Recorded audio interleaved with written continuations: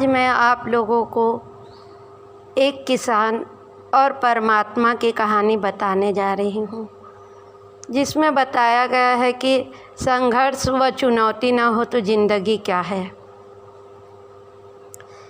एक किसान था। वह एक रोज़ परमात्मा से बड़ा नाराज़ हो गया और उसने परमात्मा से कहा, कभी बाढ़ आ जाता है, कभी सूखा पड़ जाता है, कभी धूप तेज़ हो जाती है तो कभी ओले पड़ जाते हैं। हर बार कुछ न कुछ कारण से मेरी फसल खराब हो जाती है। और उसने अब यह बात एक दिन बड़ा तंग आकर परमात्मा से कहा, देखिए प्रभु, आप परमात्मा हैं, लेकिन लगता है आपको खेती बाड़ी का ज़्यादा ज्ञान नहीं। मेरी एक प्रार्थना है कि एक साल मुझको मौका दीजिए, जैसा मैं चाहूँ वैसा मौसम हो, फिर आप देखना मैं कैसे अन्न के भंडार भर दूँगा। परमात्मा मुस्कुराए और कहा, ठीक है, जैसा तुम कहोगे वैसा ही होगा और मैं वैसा ही मौसम दूँगा, मैं दखल नहीं करूँगा। किसान ने परमात्मा की बात मान ली। किसान ने गेहूं की फसल बोई। जब धूप चाहिए तब धूप मिली फसल को, जब पानी चाहा तब पानी मिला। तेज़ धूप, ओले, बाढ़, आंधी तो उसने आने की ही नहीं दिया। समय बीतता गया, फसल बड़ी हो गई। किसान बहुत खुश था, क्योंकि ऐसी फसल आज तक नहीं हुई थी। किसान ने मन ही मन सोचा, अब पता चलेगा परमात्मा को कि फसल कैसे करते हैं। बेकार ही इतने बरस हम किसानों को परेशान करते रहे हैं।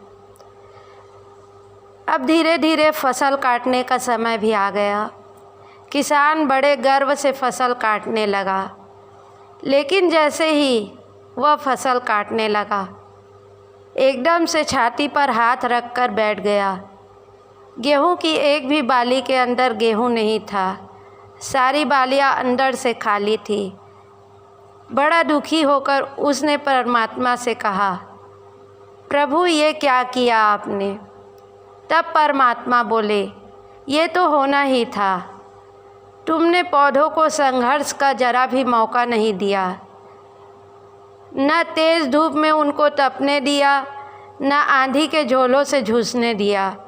उनको किसी प्रकार की चुनौती का एहसास जरा भी नहीं होने दिया। इसीलिए सब पौधे खोखले रह गए। जब आंधी आती है, तेज़ बारिश होती है, ओले गिरते हैं, तब पौधा अपने बल से ही खड़ा रहता है। वे अपना अस्तित्व बचाने के लिए संघर्ष करता है, और जब संघर्ष से जो बल पैदा होता है वो ही उसे शक्ति देता है, ऊर्जा देता है, उसकी जीवंतता को उभारता है।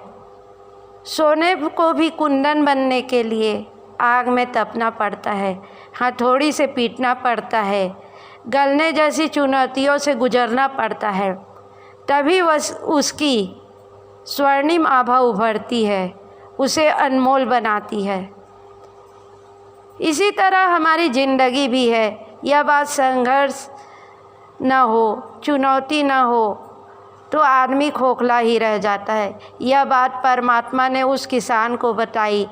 उसके अंदर कोई गुण नहीं आ पाता। ये चुनौतियाँ ही हैं जो आदमी रूपी तलवार को धार देती है, उसे सशक्त और प्रखर बनाती है। अगर प्रतिभाशाली बनना है तो चुनौतियों को हमेशा स्वीकार करना सीखो। अगर चुनौतियों को स्वीकार नहीं करोगे तो खोखले ही रह जाओगे। अगर ज़िंदगी में प्रखर बनना है, प्रतिभाशाली बनना है, तो संघर्ष और चुनौतियों का सामना करो। परमात्मा ने किसान को ये सब बातें बताई। इसी तरह आज के इस नाजुक दौर में भी हमें अपनी परिस्थितियों का सामना करना पड़ेगा और आगे बढ़ना पड़ेगा, संतुलन बनाते हुए। जब हम इस नाजुक दौर में संतुलन बनाए रखेंगे तभी हम बाकी लोगों को बचा पाएंगे। धन्यवाद।